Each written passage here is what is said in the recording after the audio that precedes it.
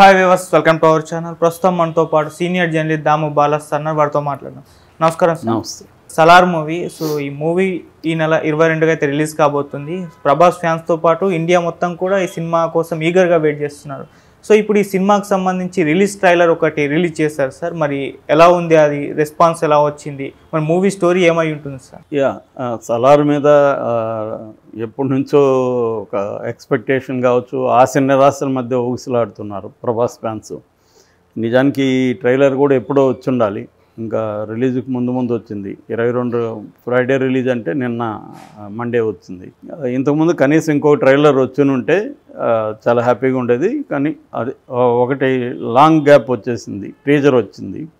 So ఈ ట్రైలర్లో ఏముందంటే ప్రధానంగా కథని రివీల్ చేసినట్టుగా మనకు కనబడుతుంది ఈ ట్రైలర్లో.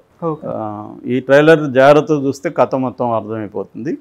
అది కాకుండా మరికొన్ని సోర్సెస్లో నుంచి మనకి కథ ఏందనేది తెలిసింది. కథను ముందు చెప్పుకొని మళ్ళీ ట్రైలర్ ఎలా ఉంది, దాని రెస్పాన్స్ ఎలా ఉంది అనేది చెప్పుకుందాం. కథ ఏంటంటే ఇది వచ్చి కాన్సార్ అనే ఒక నగరం 1000 ఏళ్లకు ముందు స్టార్ట్ అయిందని ట్రైలర్లో కూడా ఉంటుంది. అంటే 1000 ఏళ్లకు ముందు బందిపోటు ముఠాలు కొన్ని ఈ కాన్సార్ అనే ఒక అటవీ ప్రాంతాన్ని బేస్ చేసుకొని వాళ్ళు బందిపోట్లు చేసేవాళ్ళు. అలాంటి బందిపోటు ముఠా ఒక ముఠా ఏం చేసిందంటే ఇక్కడ మెల్లమెల్లగా ఒక నగరాన్నే నిర్మించుకునేది. అది మెల్లమెల్లగా ఇళ్ళు అవి ఉండి అది మెల్లగా అభివృద్ధి అయ్యి ఈ 1000 ఏళ్లలో నగరం అయింది. ఇప్పుడు మోడర్న్ పీరియడ్లో ఈ గవర్నమెంట్కి వీళ్ళకి మధ్య కూడా ఒక ఒప్పందం లాంటిది జరిగింది. అంటే ఆ గవర్నమెంట్ కూడా అక్కడ గవర్నెన్స్ అంతా కూడా ఈ ఫ్యామిలీనే చేస్తుంది.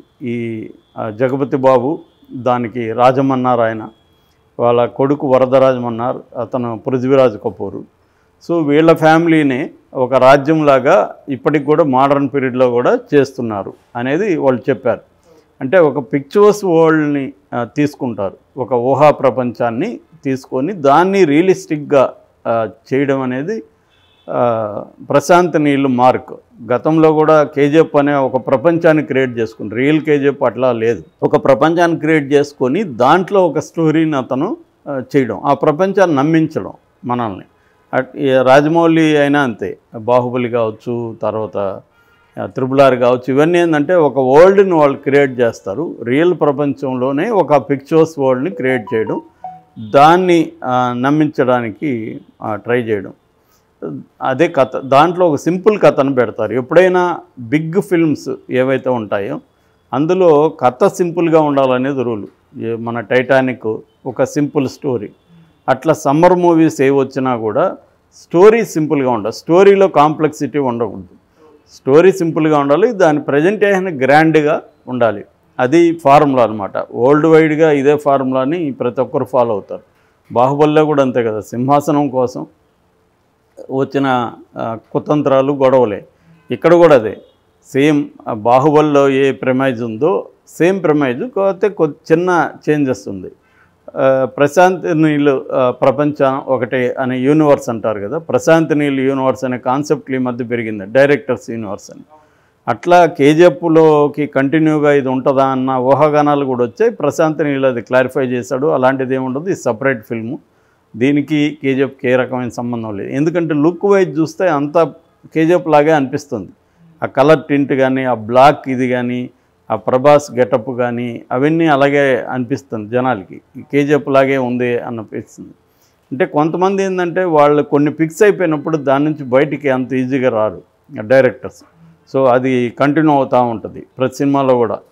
సో దీంట్లో కూడా అలాగే ఉంది. సో ఈ ఫ్యామిలీ రూల్ చేస్తున్నప్పుడు ఈ జగపతి బాబు క్యారెక్టర్ రాజమన్నారు, వాళ్ళ కొడుకు పృథ్వీరాజ్ కపూర్ పేరు వచ్చి వరదరాజమన్నారు, వరదమన్నారు అంటారు. సో ఈ వరదమన్నారికి చిన్నప్పుడు ఒక ఫ్రెండ్ ఉండేవాడు, దేవ. ఆ దేవ అనే ప్రభాస్.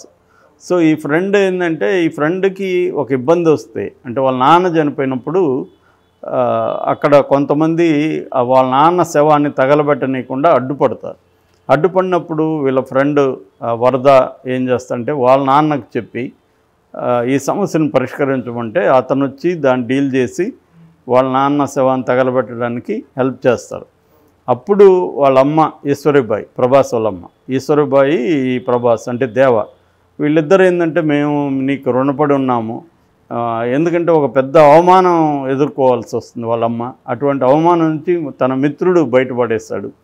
సో దానివల్ల ఇతను నేను జీవితాంతం నీకు రుణపడి ఉన్నా, నువ్వు ఎప్పుడు పిలిచినా నేను నీకు ఎర అవుతా లేదా స్వర అవుతా అని అంటాడు. నేను వస్తాను అనేది అతను చెబుతాడు. చెప్పేసి వెళ్ళిపోతారు అక్కడి నుంచి. ఇది ఫ్లాష్ బ్యాక్ అనుకోవచ్చు. దీని తర్వాత ఇప్పుడు ప్రజెంట్ దీనికి వస్తే రాజమన్నారు యొక్క లక్ష్యం ఏంటంటే తన తర్వాత తన వారసుడుగా తన సింహాసనానికి ఇతన్నే కింగ్ అని చేయాలి, ఎవరు ఈ వరదమన్నారని అనేది అతని లక్ష్యం. అయితే అక్కడ ఉన్న మంత్రి కావచ్చు, సలహాదారులు కావచ్చు, కొంతమంది కుట్ర చేస్తుంటారు. ఈ తర్వాత వీళ్ళే అవుతా ఉంటే మనం ఎప్పుడు అయ్యేది అన్నట్టుగా వాళ్ళు ఒక ప్లాన్లో ఉంటారు. సో ఆ ప్లాన్లో భాగంగా ఏం చేస్తారంటే ఒకసారి వరదమన్న వాళ్ళ నాన్న రాజమన్నారు బయటికి వెళ్తాడు. ఇదే సమయం అతను వచ్చే లోపలే మనం ఇతను కానీ అంతమంది ఇస్తే మన దగ్గరికి వచ్చేస్తుంది అని చెప్పి వాళ్ళ కుట్ర పొందుతారు. ఈ కుట్ర పని ఏం చేస్తాడంటే అందులో నారంగ్ అనేవాడేమో రష్యా సైన్యాన్ని, ఉరుంగ్ అనేవాడేమో గురుంగ్ అనేవాడేమో సెర్బియా ఆర్మీని తెచ్చుకుంటారు. వాళ్ళకి ఈ ఆర్మీని జయించాలంటే బయట నుంచి తెచ్చుకుంటారు. తెచ్చుకొని కుట్రపూరితంగా ఈ వరద మన్నార్ని పట్టుకుంటారు. పట్టుకున్నప్పుడు అతను తన తమ్ముడు ఉంటాడు, మిగతా తన టీం సపరేట్గా ఉంటాడు. ఆ టీం ద్వారా అతను ఎస్కేప్ అవుతాడు. ఎస్కేప్ అయినప్పుడు ఇప్పుడు వరదమన్నారు ముందు ఉన్న కర్తవ్యం ఏంటంటే వాళ్ళ టీం అంతా కూడా ఏం చెప్తారంటే వాళ్ళు ఒకరు రష్యాని తెచ్చుకున్నారు, ఒకరు సెర్బియాని తెచ్చుకున్నారు, మనం ఎవరిని తెచ్చుకోబోతున్నాం అన్నది వచ్చినప్పుడు మనం ఎవరిని తెచ్చుకోము, ఒక్కడిని తెచ్చుకుంటాం అనేది అతను చెప్తాడు. ఆ ఒక్కడే ఎవడంటే దేవ అనమాట. దేవ ఏంటంటే వెళ్ళిపోయి ఒక మెకానిక్గా ఉంటాడు, కానీ అతని లోపల ఒక యుద్ధం ఉంటుందని చెబుతున్నారు. సో అతను ఏంటంటే ఎవరికైనా ఏ ఆపద వచ్చినా వాళ్ళ దగ్గర డబ్బులు తీసుకొని వాళ్ళకి హెల్ప్ చేసే ఒక కైండ్ ఆఫ్ వృత్తిలో ఉంటాడు అతను. సో ఇప్పుడు అతన్ని పిలిచినప్పుడు అతను వచ్చి ఇతని యుద్ధాన్ని అతను చేస్తాడు. సో దీనికి అనుగుణంగానే డైలాగ్ వెర్షన్ కూడా మనకి ట్రైలర్లో ఉంటుంది. డైలాగ్ ఏమంటారు, పర్షియన్ సామ్రాజ్యంలో ఎంత పెద్ద సమస్య వచ్చినా బలమైన సైన్యానికి చెప్పరు, ఒక్కడికే చెప్తాడు. సుల్తాన్ కావాలనుకున్నది ఏదైనా అతను తెచ్చిపెడతాడు, వద్దనుకున్నది దేనైనా ధ్వంసం చేస్తాడు ఇదంతా కూడా దేవ అండ్ వరద మధ్య సంబంధాన్ని చెప్పడం అన్నమాట. అంటే వరదకి దేవ రుణపడి ఉన్నాడు కాబట్టి వరదకి ఏ సమస్య వచ్చినా అతను దాన్ని తీరుస్తాడు. వరద కావాలనుకున్నది తెస్తాడు, వద్దనుకున్న దాన్ని ధ్వంసం చేస్తాడు. ఇది ఇటువంటి ఒక కాంటెక్స్ట్ వీళ్ళిద్దరి స్నేహితులు. అందుకనే కాన్సార్ అనేది చాలామంది కథలు మార్చింది, కానీ కాన్సార్ కథ మార్చింది మాత్రం ఇద్దరు మిత్రులు శత్రువులు అయినారు. దానివల్ల కాన్సార్ చరిత్ర మొత్తం మారిపోయింది. అంటే ఇదేమందంటే Salaar cease fire, Salaar part 1 cease fire. దీని పేరు సీజ్ ఫైర్ అంటే యుద్ధ విరమణ. సో సలార్ అంటే అర్థమైందంటే దానికి కూడా అర్థం చెప్పాడు ఎవరు, ప్రశాంత్ నీలు. మామూలుగా సలార్ అనేది ఉర్దూ పదం, చైనీస్ పర్షియన్ ప్రాంతంలో ఉండే ఒక ముస్లిం తెగని సలార్ అంటారు యాక్చువల్గా.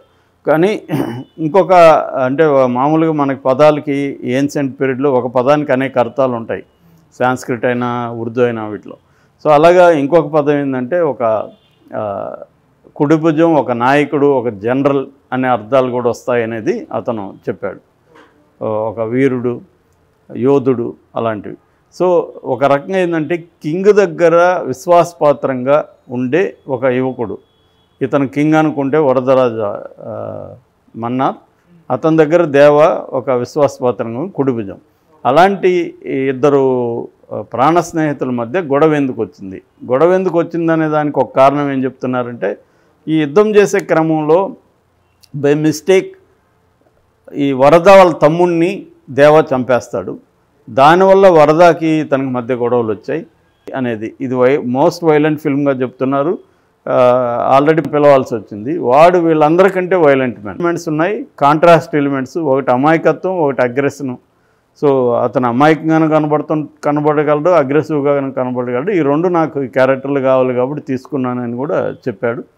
సో ఓవరాల్గా అయితే వెరీ వైలెంట్గా ఉంది ట్రైలరు. సో మరి ఎలా ఉండబోతుంది అనేది చూడాలి.